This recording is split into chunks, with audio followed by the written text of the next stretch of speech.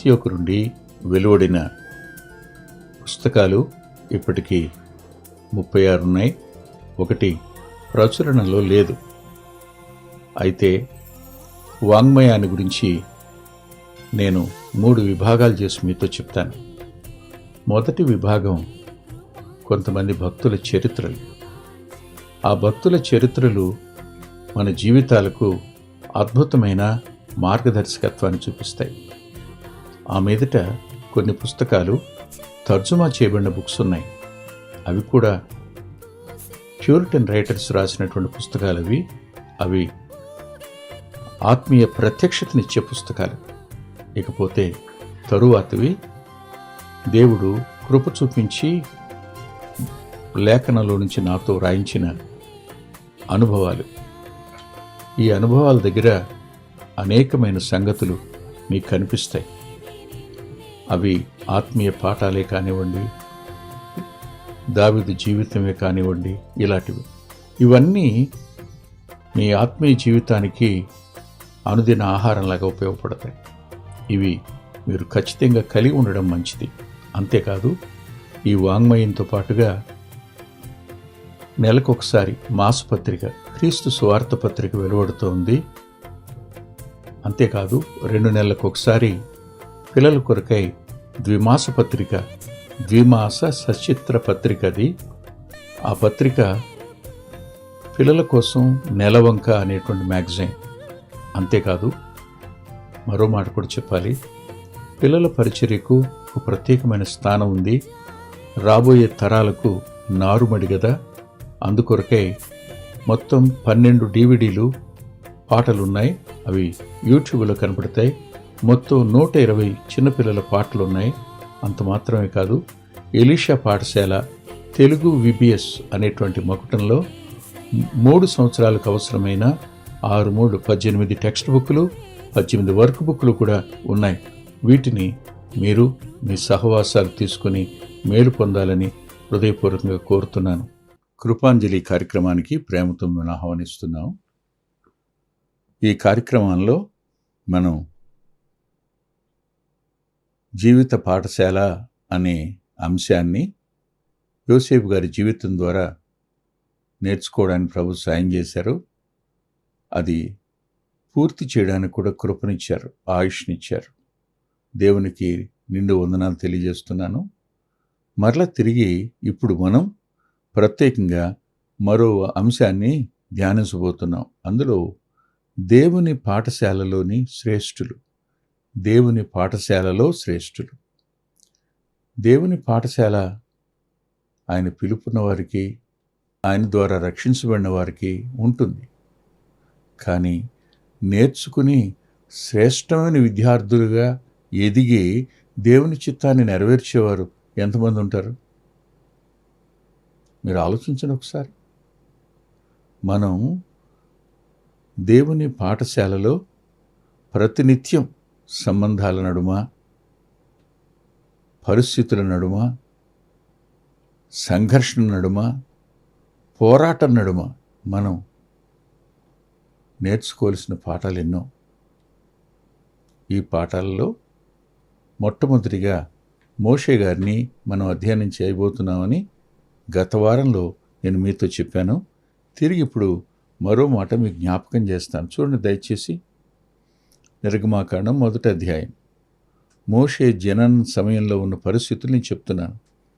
అందులో 22వ వచనం. అయితే ఫరో హెబ్రీయులలో పుట్టిన ప్రతి కుమారుని నదిలో పారవేయుడి, ప్రతి కుమార్తెను బ్రతకనీయుడు అని తన జనులందరికీ ఆజ్ఞాపించను. ప్రార్థన చేసుకుంది. దయగలిగిన మా గొప్ప తండ్రి, కృపగలిగిన మా దేవ, ఈ సమయంలో మీ లేఖనాన్ని మాకు మీరు ఇచ్చారు. లేఖనం మీది, మేము నీకు చెందిన వాళ్ళం భూమి మీద. మీ పాఠశాలలో మేము ఉన్నాం. అనునిత్యం మాకు మీరు నేర్పించే తండ్రిగా ఉన్నారు, ఉపాధ్యాయునిగా ఉన్నారు, నేర్పించే స్నేహితునిగా ఉన్నారు. అంత మాత్రమే కాదు ప్రభువా, క్రమశిక్షణ చేసేటువంటి ఓ మంచి తండ్రిగా మీరు మాకున్నందుకే కృతజ్ఞత చెల్లిస్తున్నాను. మీరే మమ్మల్ని క్రమశిక్షణ చేయకపోయి ఉంటే మా దారి ఇటు వెళ్ళిపోయేదో, మేము ఏ వైపు ప్రయాణించేవాళ్ళమో, ఏం జరిగేదో. నిజమే ప్రభు, మీరు మా ఎడలు చూపుతున్న మీ అపారమైన కృప కొరకే కృతజ్ఞత చెల్లిస్తూ కొద్ది మాటలు ఈ సమయంలో చెప్పుకోవడానికి నీ ఆత్మ నింపుదల నీ దాసునికి ఇమ్మని యేసుక్రీస్తు ప్రభువారి పేరట ప్రార్థిస్తున్నాం తండ్రి. ఆమేన్. ఏ ప్రభుత్వం అయినా చట్టాన్ని ప్రజల చేతులకు ఇచ్చేయడం అనేది అత్యంత ప్రమాదకరమైన పరిస్థితి. చట్టం ఎవరి చేతిలో ఉండాలి? పరిపాలకుల చేతిలో ఉండాలి. చట్టం ఎవరి చేతిలో ఉండాలి? రక్షక భటులైన వారి చేతిలో ఉండాలి, లా అండ్ ఆర్డర్లో.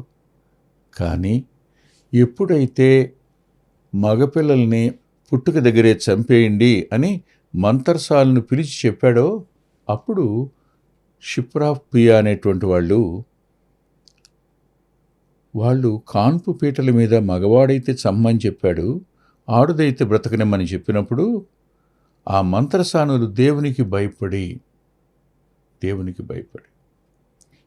జ్ఞాపకం పెట్టుకోండి, దేవుని పిల్లల మీద అధికారానికి తప్పనిసరిగా ద్వేషం ఉండే అవకాశం ఉంది. గతంలో చెప్పుకున్నాం మనం ఇది. అంత మాత్రమే కాదు, అధికారం అనేది అపవాది తన చేతుల్లోకి తీసుకుని దేవుని పిల్లల్ని బాధ పెట్టాలి అనే ఒకనొక కంక్లూషన్కి వాళ్ళని తీసుకుని వచ్చినప్పుడు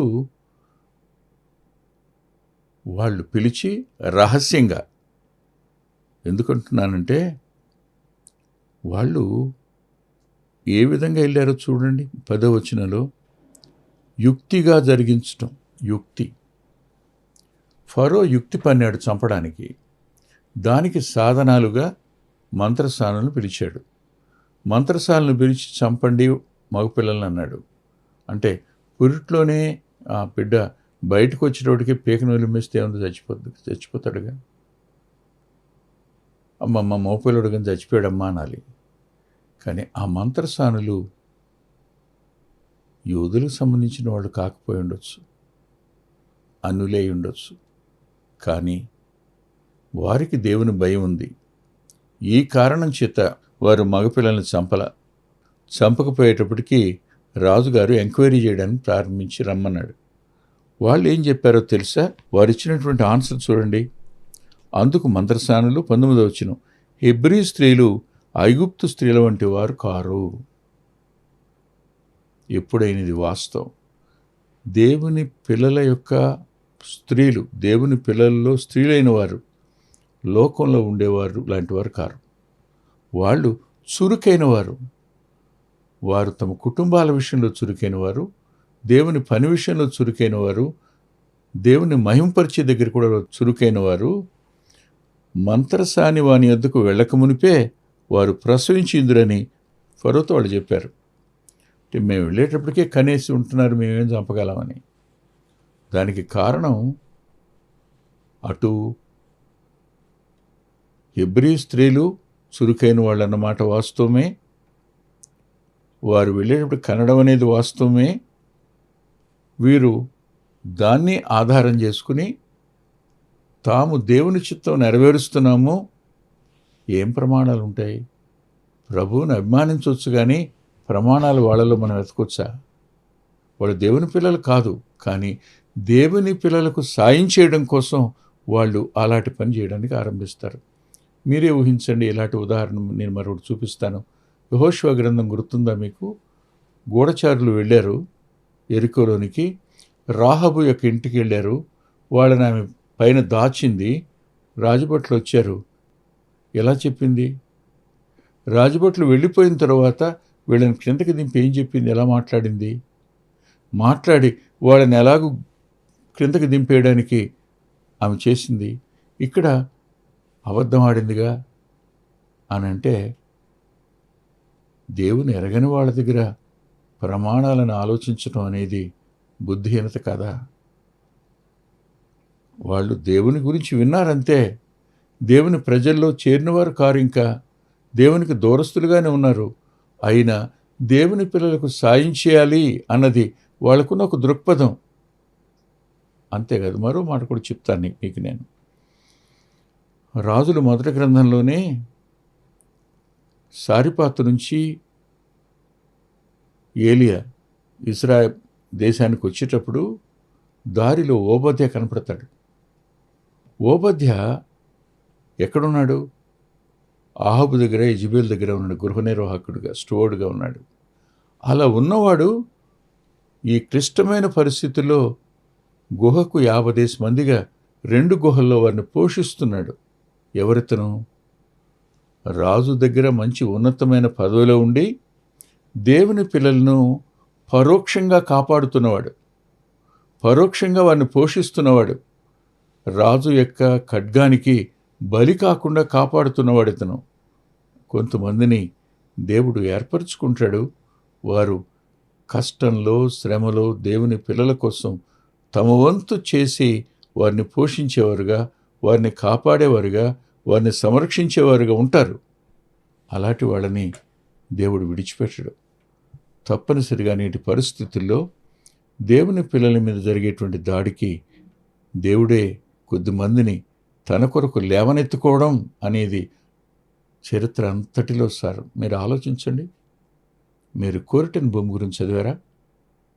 ఆమె హిట్లర్ కాలంలో యూదులను లక్షలాది మందిని చంపేస్తున్నప్పుడు యూదులను తమ నేలమాళిగలో దాచి వాళ్ళ నాన్నగారు కోరిటన్ బూమ్ వాచెస్, వాళ్ళ కంపెనీ, అది వాచ్ కంపెనీ, అందులో దాచారు.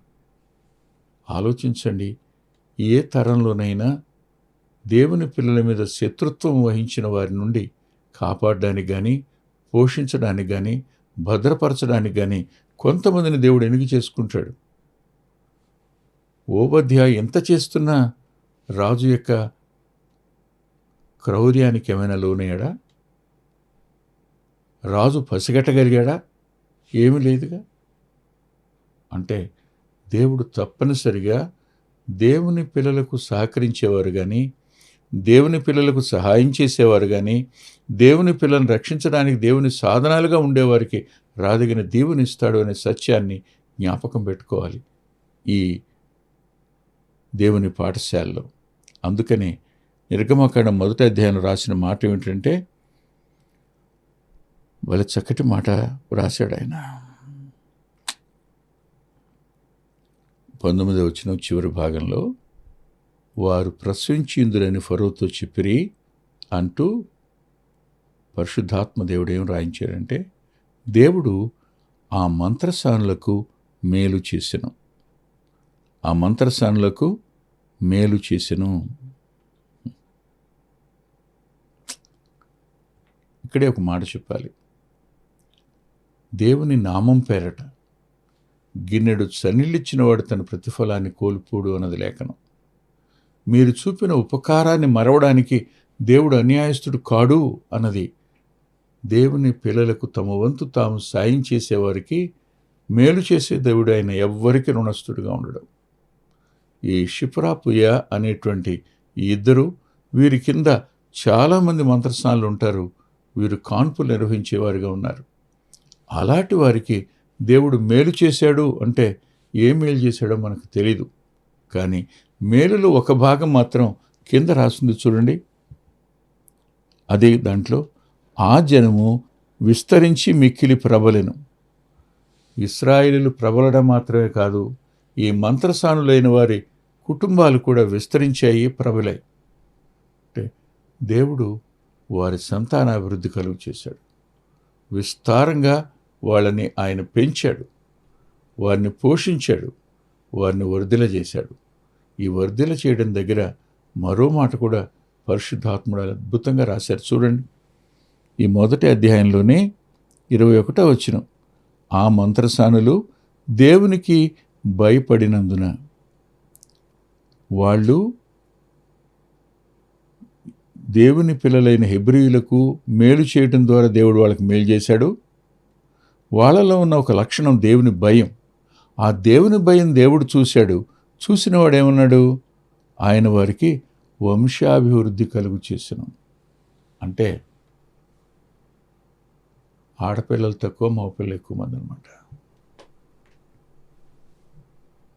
ఆలోచించండి. ఇప్పుడు మగబిడ్డల్ని దేవుడిచ్చి వంశాభివృద్ధి కలుగు చేయడం అనే దగ్గర we are going to see a real blessing భూమి మీద. ఇది వాళ్ళకి చేశాడు ఆయన. ఇప్పుడు మనం ఆలోచించవలసిన మరో మాట ఏమిటంటే, దినాలు గడిచే కొద్దీ భయాలు అధికం అవుతున్నాయి. భయాలు అధికమయ్యే కొద్దీ మనుషులు ప్రమాణాలను వదిలిపెట్టేసేవారుగా, కాంప్రమైజ్ అయిపోయేవారుగా, కలిసిపోయేవారుగా కనపడతారు. కానీ ఎవరు దేవుని కొరకు, దేవుని పిల్లల కొరకు తమ వంతు తాము చేస్తారో వాళ్ళని దేవుడు ఎప్పుడు విడిచిపెట్టడు అనేది మనం నేర్చుకోవాల్సిన పాఠం. ఇప్పుడు మనం తిరిగి 2వ అధ్యాయం దగ్గరికి వద్దాం. లేవి వంశస్థుడు ఒకడు వెళ్ళి లేవి కుమార్తెను వివాహం చేసుకొనెను. ఆ స్త్రీ గర్భవతి కుమారునికని వాడు సుందరుడై ఉండుట చూచి 3 నెలలు వానిని దాచెను. మంత్రసానులు రాజాజ్ఞను కాదనుకున్న ధిక్కరించారు దేవుని భయాన్ని బట్టి. ఇప్పుడు ఈ అమరాము యోకుబేదులు రాజాజ్ఞకు భయపడలా. ఇదే మాట మీరు చూడండి, హెబ్రీ పత్రికలో రాసి ఉంటుంది. హెబ్రీ పత్రిక 11వ అధ్యాయం 11వ అధ్యాయంలో వీళ్ళ గురించి రాసిన మాట నేను చదివి మీకు వినిపిస్తాను, మీరు చూడండి. 11వ అధ్యాయం 23వ వచనం. మోషే పుట్టినప్పుడు అతని తల్లిదండ్రులు ఆ శిశువు సుందరుడై ఉండుట చూచి విశ్వాసమును బట్టి రాజాజ్ఞకు భయపడక 3 మాసములు అతని దాచిపెట్టారు. ఇక్కడ మోషేను గురించిన ప్రస్తావన ఏమిటంటే, ఆ బిడ్డ సుందరుడై ఉండుట చూచి, ఆ శిశువు సుందరుడై ఉండుట చూచి. నేను మరో మాట కూడా నేను మీకు చూపిస్తాను. దయచేసి నాతో పాటు మీరు అపోస్తల కార్యాల గ్రంథం దగ్గరికి రండి. అపోస్తల కార్యాల గ్రంథం దగ్గరికి వస్తే మీకు కనిపించేది ఏమిటంటే 7వ అధ్యాయం 19-20 వచనాలు. తమ శిశువులు బ్రతకకుండా వారిని బయట పారవేయాలని మన పితరులను బాధ పెట్టెను. ఆ కాలముందే మోషే పుట్టెను. అతడు దివ్య సుందరుడై.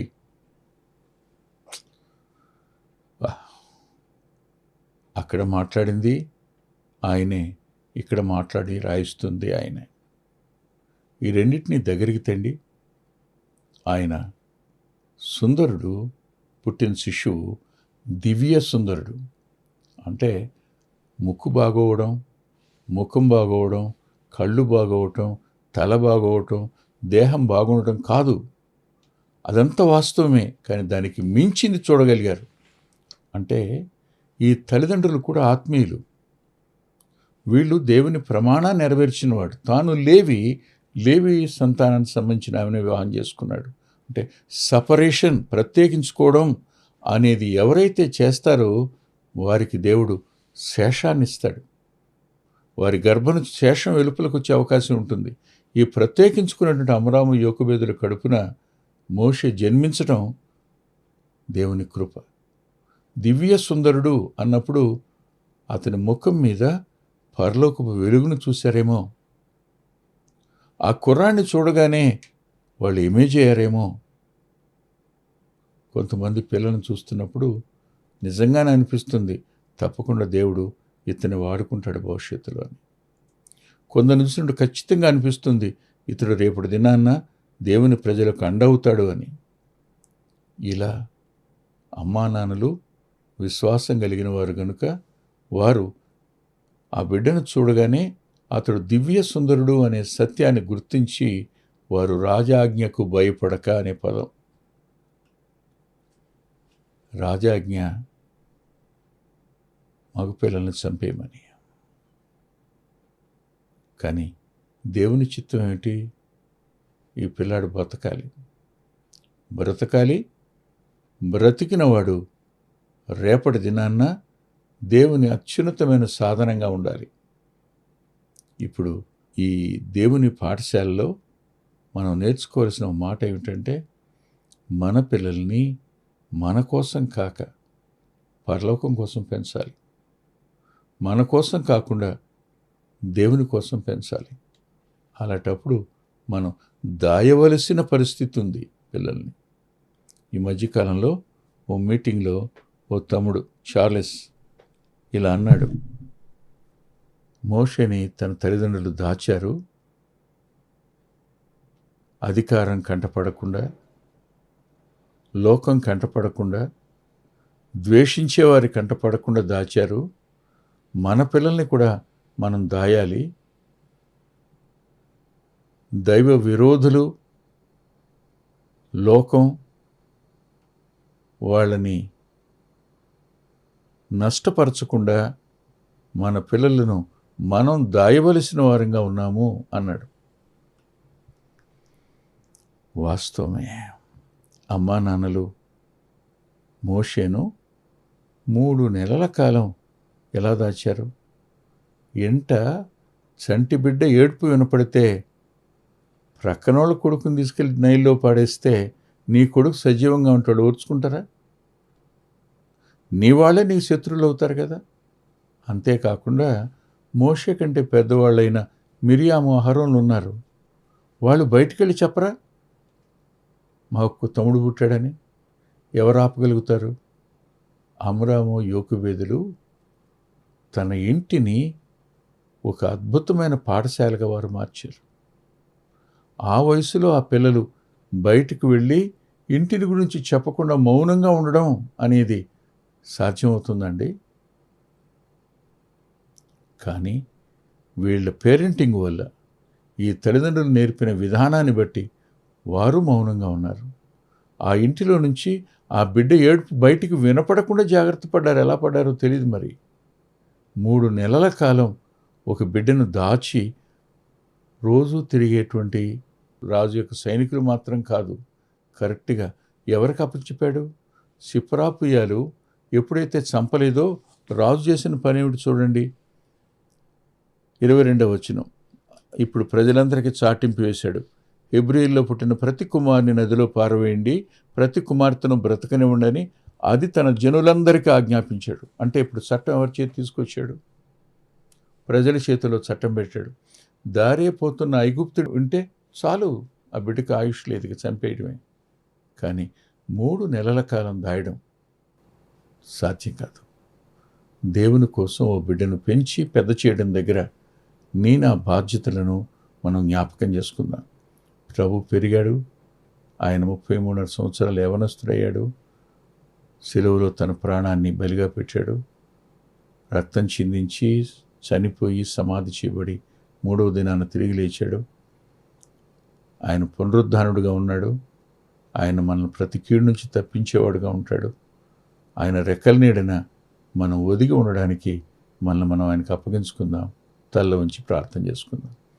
ప్రేమగల మా ప్రియ తండ్రి, పరిశుద్ధుడైన గొప్ప దేవ, మీ చేతులకే విన్న మా ప్రియులందరినీ అప్పగించుకుంటున్నాను. మీ సన్నిధి మాకు తోడుగా ఉంచండి. ఈ లోకం నష్టపరచాలనుకున్నప్పుడు దాచేటువంటి మనసు యోకుబేదు, అమ్రాముల కంటే మరి శ్రేష్టమైన మీకుంది. మీరే మమ్మల్ని కాయకపోయి ఉంటే ఈ పాటికి ఏనాడో ఏ ప్రమాదం వద్దనో, ఏ అనారోగ్యం వద్దనో మేము మరణించి ఉండేవాళ్ళం, నీ పని చేసే ఆధిక్యతను కోల్పోయేవాళ్ళం. కానీ దాచినటువంటి వారిని మీరు జ్ఞాపకం చేసుకుని వారికి రాదగిన దీవెనిచ్చే దేవుడు గన కృతజ్ఞత చెల్లిస్తూ ముందున్న సమయం మాకు దీవెనగా మార్చండి అని యేసుక్రీస్తు ప్రభువారి పేరిట ప్రార్థిస్తున్నాం తండ్రి. ఆమేన్. ప్రభుచితమైతే వచ్చే వారం కలుసుకుందాం. అంత్యోకు నుండి వెలువడిన పుస్తకాలు ఇప్పటికీ 36 ఉన్నాయి. ఒకటి ప్రచురణలో లేదు.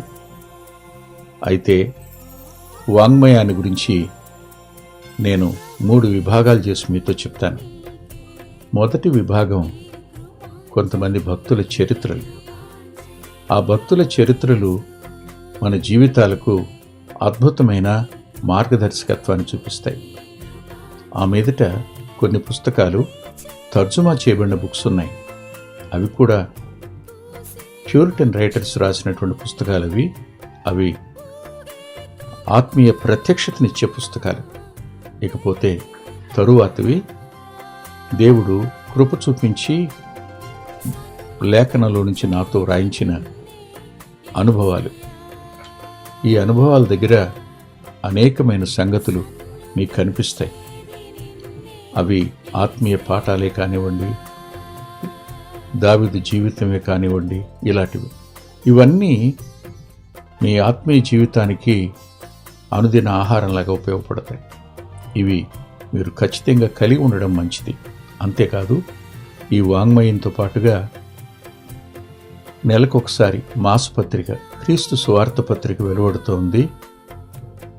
అంతేకాదు, 2 నెలలకొకసారి పిల్లల కొరకై ద్విమాస పత్రిక, ద్విమాస సచిత్ర పత్రికది.